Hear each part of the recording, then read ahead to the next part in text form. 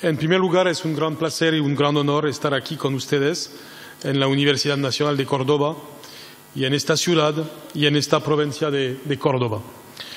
Esta universidad, creada por los jesuitas en 1613, universidad que está entre las primeras de América, que fue creada antes que la Universidad de Harvard, pero después de la Universidad de la República Dominicana, y que tiene más de 4 siglos de funcionamiento continuo, es un modelo a nivel mundial.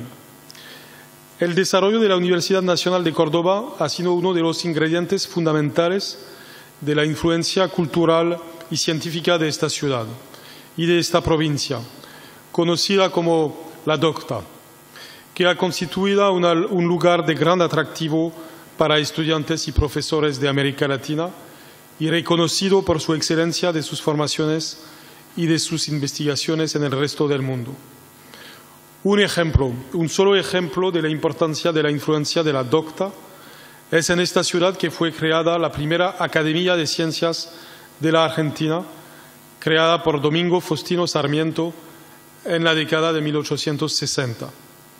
Sarmiento, el expresidente argentino, gran educador, impulsor fundamental de la educación pública en Argentina, es también un gran nombre evocador.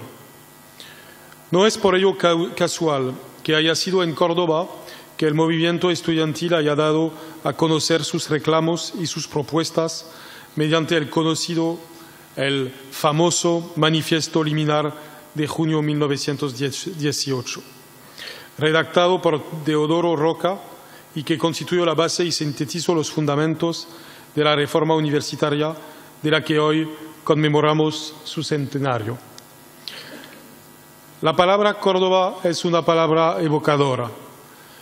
Como ya lo hemos escuchado, hay palabras evocadoras en el mundo universitario. Cuando uno dice Bolonia, cuando uno dice la Sorbona, cuando dice Oxford, cuando dice Harvard, dice algo que va más allá del lugar del cual se habla.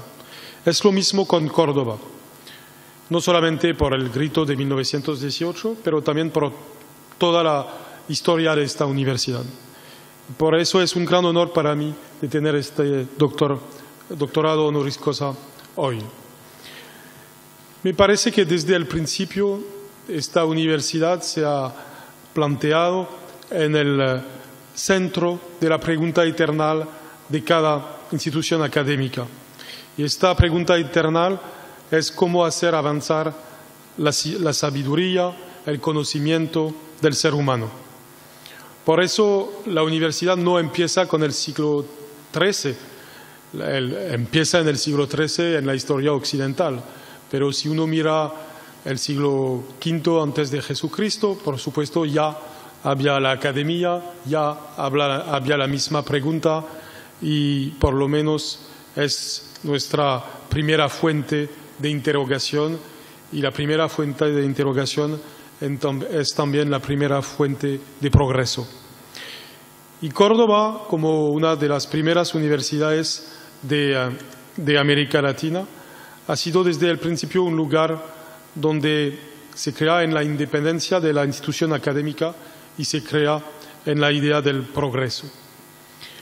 Por eso la historia de la universidad se debe plantear dentro de la historia mundial de la universidad y la historia mundial de la universidad se debe pensar dentro de la historia mundial como tal.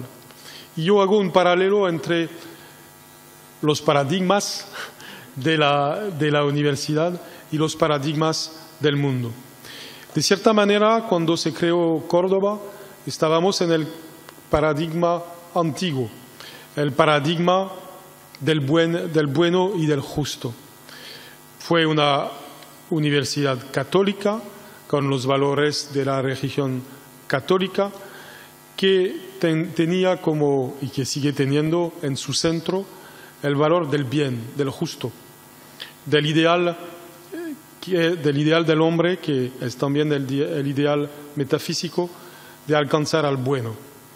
Alcanzar al bueno es algo que se puede encontrar en las distintas disciplinas que se encuentran en este momento. la teología, por supuesto, pero también la medicina y el derecho. En el derecho, la manera de definir el derecho en esta época es la manera romana, de la cual la Iglesia cristiana fue la heredora. Y la manera romana de definir el derecho es de hablar en latín del ars aiki et bono, que quiere decir el arte de lo que es bueno y es el arte de lo que es justo. Esta definición central del derecho es la definición del derecho natural, la idea de que el ser humano tiene un derecho natural a tener derechos, y estos derechos es el papel de la Facultad de Derecho de definirlos. Y la historia del derecho natural en el siglo XVII, en el siglo de la creación de Córdoba, de la Universidad de Córdoba, toma una nueva ruta debido a los autores de esta época. Y esta ruta es, de cierta manera, una ruta de distinción entre el orden metafísico, el orden divino y el orden humano. Por eso, con la Revolución Francesa y también, de cierta manera, con la Revolución Norteamericana, llega a la vez la auge de este concepto del bueno y del justo para definir el papel del derecho y el sentido del destino humano, y también un cambio de paradigma. Porque lo que llega con la Revolución Francesa y con el pensamiento de las luces es la idea que el saber debe tener como paradigma no el bueno, no lo que es justo y bueno, sino lo que es verdad. Y por eso, y lo dije en este video, el pensamiento de Kant es muy significativo de lo que pasa en este momento. Es un cambio de época, es un cambio de paradigma. Pasamos del paradigma del justo al paradigma de la verdad. Y eso es una revolución intelectual y una revolución política. Y esta revolución intelectual tiene muchas consecuencias para las universidades. Y por eso la primera consecuencia de eso fue la creación de un nuevo modelo de universidad, el modelo de Berlín de 1808. Eso es de la máxima importancia porque eso quiere decir que la antigua universidad murió en este momento. La universidad dedicada solamente a la teología, al derecho y a la medicina no era suficiente para ver el nuevo mundo. No quiere decir que la teología, el derecho y la medicina están del pasado, sino más bien que se necesitan más disciplinas, una visión más amplia del conocimiento. Y que esta nueva visión del conocimiento es sin límite, que se puede crear nuevas disciplinas, que se puede ir más allá siempre. Y en este sentido fue también una revolución para las universidades en el continente americano. Y vemos eso durante todo el siglo XIX. Durante este siglo hay muchos combates dentro de las universidades, en Europa como en América, especialmente entre los cristianos y los racionalistas. Y estos combates, de cierta manera, son combates entre los dos paradigmas que yo indicaba. El grito de Córdoba, a mi modo de ver, llega en este contexto al principio del siglo XX, cuando se añade al paradigma de la verdad el paradigma político de la democracia. Y cuando los jóvenes, los estudiantes, quieren decir que se debe tener una visión democrática de la universidad. Eso no es tan evidente. También lo dije en mi mensaje en la video. Es porque la universidad no es un lugar democrático por sí. No, una teoría matemática no se decide por voto. El teorema de Pitágoras no vamos a votarlo hoy. Si ustedes no creen en el teorema de Pitágoras, no importa, el teorema va a existir. Y entonces, por eso es la dominación el paradigma dominante en una universidad es el paradigma de la verdad, es el paradigma de la experimentación, es el paradigma de la verificación. Pero hay un espacio para el paradigma democrático. Y este espacio, en primer lugar, es el espacio de la apertura de la universidad al público en general, al pueblo, es el acceso largo a la universidad, y eso era central en el movimiento. Y también es el redescubrimiento del principio de independencia de la universidad frente a todos los poderes. Y en eso representa un renacimiento de la universidad, porque aún en el siglo XIII o en el siglo XVII había esta idea de la independencia frente al poder político, pero también la independencia a veces frente al Vaticano, a todos los poderes, incluso los poderes económicos. Y eso es clave para la universidad. Esta independencia de la universidad, esta apertura al mismo tiempo de la universidad, es la garantía de ir más allá en el cumplimiento del paradigma de la verdad. Pero este paradigma de la verdad, a su vez, ha entrado en crisis. Ha entrado en crisis en el mundo en general, en el siglo XX, por distintas razones que conocemos bien, en el ámbito de las ciencias, con los descubrimientos de la física cuántica, con muchos descubrimientos que plantean una nueva visión de lo que es la verdad. También con la evolución de la filosofía, y el pensamiento de Nietzsche ya es de una cierta manera una relativización del paradigma de la verdad.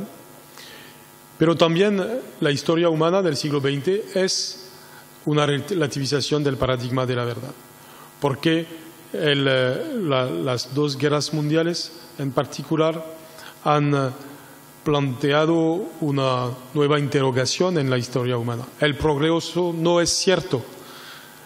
Los actores del Grito de Córdoba creían en el progreso, pensaban ser en un movimiento histórico de progreso sin fin. Y al mismo momento, en Europa, este movimiento de progreso parecía conocer su fin, especialmente con la Segunda Guerra Mundial. Por eso, en el mundo occidental en general, pero en todo el mundo, desde la mitad del siglo XX hay una gran pregunta sobre el sentido del destino humano, y hay una gran pregunta con el concepto de progreso. Y el concepto de progreso caminaba con el concepto de verdad. Y por eso estamos buscando el nuevo paradigma. Y esta búsqueda se hace sobre todo en la universidad. Y entonces me parece que para entender lo que es nuestro nuevo paradigma, tenemos que tener este sentido histórico de lo que ha pasado hasta hoy, y también tratar de ver cómo Immanuel Kant, como Humboldt, como los actores del movimiento de Córdoba, como los actores de los distintos movimientos que tuvieron lugar en la historia mundial de la universidad, como ellos han razonado para encontrar el nuevo paradigma. Y para mí este nuevo paradigma es muy complejo, porque es un paradigma que después del bueno, después de la verdad, corresponde a una búsqueda de lo que Platón consideraba como equivalente al bueno, y que es lo bello, el paradigma estético. El paradigma estético corresponde a la subjetividad, corresponde a lo que Kant llamaba el universo sin concepto, y caracteriza muchas de las evoluciones actuales. O sea, el hipersubjetivismo, con todos los aspectos positivos y negativos, en particular el hiperindividualismo de nuestra época. El paradigma estético también quiere decir que las apariencias tienen mucha importancia, que hay teatralización del espacio público, incluso el espacio político. Y también la estetización quiere decir que en el mundo de hoy la comunicación, los medios de comunicación tienen un papel clave. Y en este contexto vienen las revoluciones científicas y tecnologías de nuestro tiempo. Y la universidad está al centro de este encuentro entre las grandes evoluciones tecnológicas de nuestra época y la evolución histórica que va hacia más subjetividad. Y tenemos que enfrentar esta situación muy paradójica, que es una situación de homogeneización, de unificación del mundo a través de la globalización y al mismo tiempo de la fragmentación de la subjetividad. Vivimos en una época donde la ciencia es más fuerte que nunca, pero también vivimos en la época donde la crítica del pensamiento científico, el obscurantismo también son más fuertes que nunca. Y por eso la universidad está al centro de esta situación paradójica. Y no sea que la universidad sería la ilustración solamente del pensamiento progresista, racional, científico. Dentro de las universidades tenemos movimientos obscurantistas, tenemos movimientos que no piensan que puede haber progreso, movimientos que piensan que hay que acabar con lo que es el fundamento de la civilización. Por eso hay en este momento mismo, a través del desarrollo de las universidades, a través del desarrollo de las instituciones de investigación, una gran lucha, un gran desafío. Y este desafío es el desafío del humanismo. En realidad, el humanismo sigue siendo un concepto moderno. En muchos pensamientos de hoy hay la idea que el humanismo es del mundo del pasado. Hay una visión de la historia en la cual se imagina que antes de la modernidad, antes del siglo XVIII, no había humanismo, que con el siglo XVIII tuvo nacimiento el humanismo y que ahora es el fin del humanismo. Es, por ejemplo, más o menos el pensamiento de un Michel Foucault. Y este pensamiento es, por supuesto, muy peligroso. Tiene mucho interés desde el punto de vista intelectual, pero es muy peligroso porque abre la puerta al transhumanismo, abre la puerta a la posthumanidad, abre la puerta a la idea que entramos en un mundo tecnológico donde la máquina será superior al hombre. Y entonces debemos pensar la universidad y debemos pensar la educación a través de este desafío. Si queremos un mundo de progreso, si queremos un mundo donde los niños pueden vivir en la civilización tecnológica sin ser esclavos de la tecnología, debemos pensar el nuevo paradigma a través de este desafío. Y debemos aceptar que estamos en esta situación con todas sus oportunidades, pero conscientes de todos los peligros. Eso quiere decir que debemos desarrollar el sentido de las raíces y al mismo tiempo el sentido de la perspectiva. Y es justamente lo que hace la institución universitaria. Y como ministro de Educación me toca tomar en cuenta eso cuando tengo que actuar concretamente para la evolución del sistema educativo en mi país. Porque cuando yo tengo reflexiones sobre los niños y sobre los adolescentes, sobre los 12 millones de alumnos que tenemos en Francia, por supuesto tengo la idea que si queremos crear para ellos un futuro, debemos dar a ellos raíces y alas. Raíces supone conocer bien su pasado, también supone tener una buena práctica de su propio lenguaje, y raíces quiere decir que uno sabe manejar la lógica.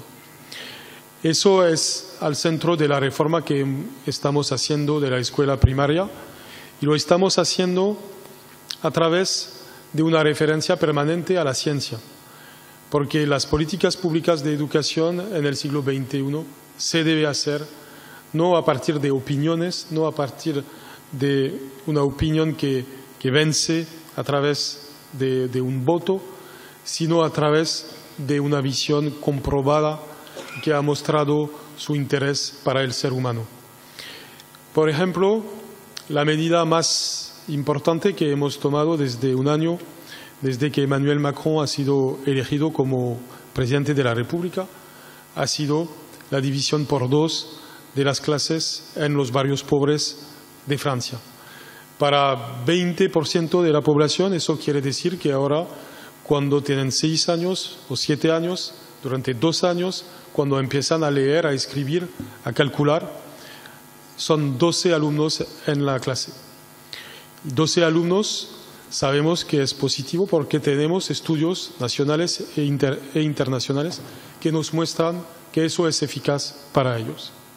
Y ellos, que son los más vulnerables de la sociedad, porque son muy jóvenes, porque son muy pobres y porque tienen la edad en la cual los grandes retos de progreso para ellos se juegan.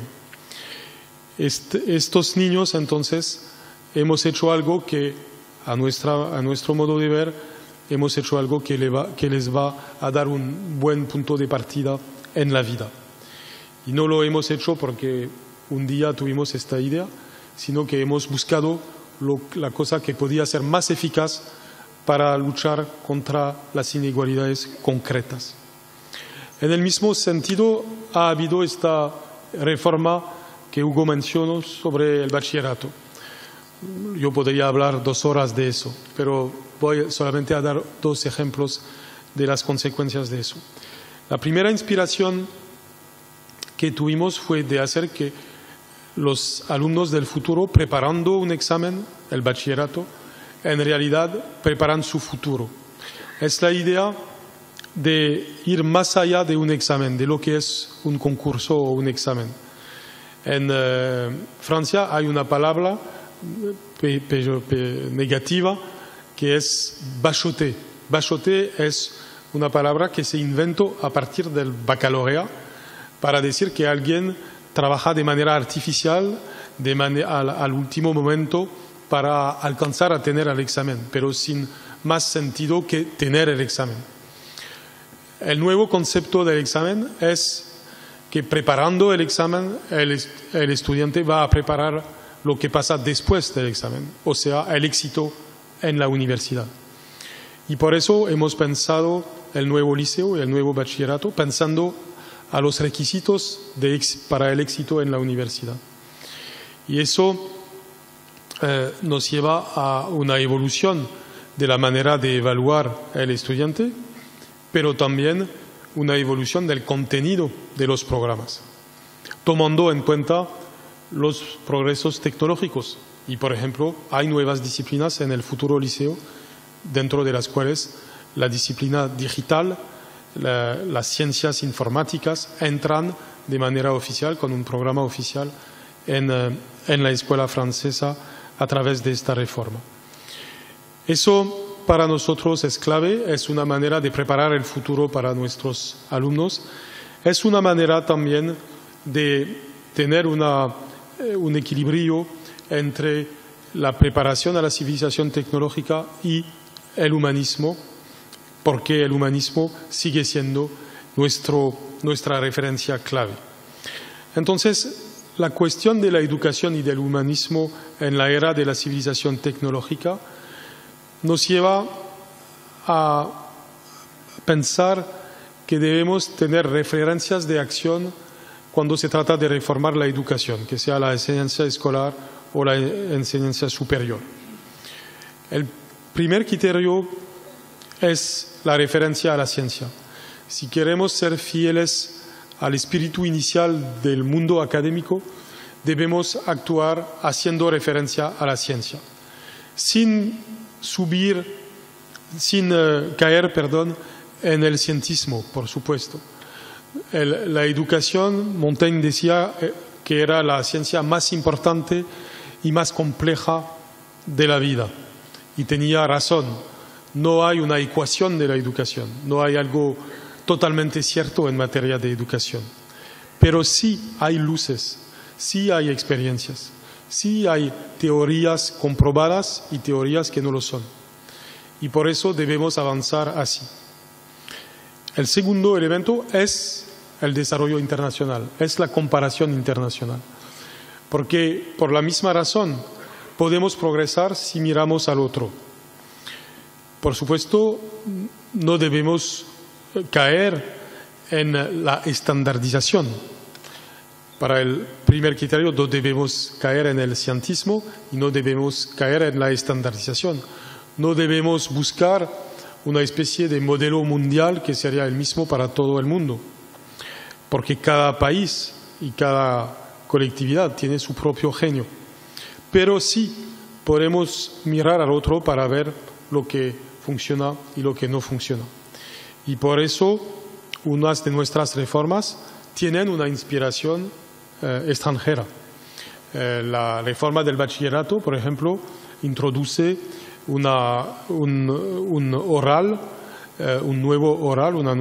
nuevo examen oral al fin de la escuela secundaria, y este examen oral está inspirado por la experiencia italiana del coloquio, pero lo hacemos de nuestra manera francesa.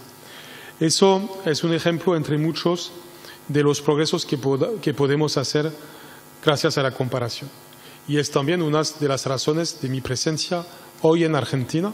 Estoy aquí, por supuesto, para Córdoba, para este doctorado, pero también yo estaba esta mañana con mi colega Finocchiaro en Buenos Aires, porque conjuntamente estábamos con el comité de expertos de la preparación del G20 de educación, porque gracias a Argentina, por la primera vez, el G20 del próximo mes de noviembre va a poner en su agenda el tema de la educación. Y para mí es algo histórico, porque es algo que por la primera vez va a poner el tema más importante de cualquier sociedad dentro de la agenda de los grandes poderes del mundo. Y por eso podemos tener optimismo, y con eso voy a concluir. Porque yo pienso que gracias a la ciencia, gracias a la comparación internacional, gracias también a la experiencia, sí podemos progresar. Detrás de la experiencia hay la dimensión histórica, porque no venimos de ayer, venimos de siglos de experiencia humana. Debemos tomar lecciones de estos siglos y al mismo tiempo tomar en cuenta la ciencia y la experiencia es tomar en cuenta nuestra capacidad de hacer experiencias a pequeña escala y a veces transformar eso en grandes políticas públicas. Por eso yo pienso que hay un camino de progreso dentro de la era de la civilización tecnológica. Mi discurso no es un discurso de optimismo absoluto, es un discurso que trata de identificar los peligros del siglo XXI, pero que piensa que hay un camino para evitar estos peligros. Este camino corresponde a una referencia a los valores eternos del humanismo. El humanismo no empieza con el siglo XVIII y no se acaba con el siglo XX. El humanismo es de siempre. El humanismo es la creencia que el hombre es la medida de cualquier cosa, que si hacemos las cosas, si hacemos reformas, si hacemos políticas públicas, es para el hombre, tomando en cuenta el ambiente del hombre, y entonces eso nos da una responsabilidad muy particular en este siglo para conservar un planeta viable para el hombre. Pero si lo hacemos es para que haya vida, es para ser al lado de las fuerzas de vida, y yo creo en las fuerzas de la vida. Muchas gracias.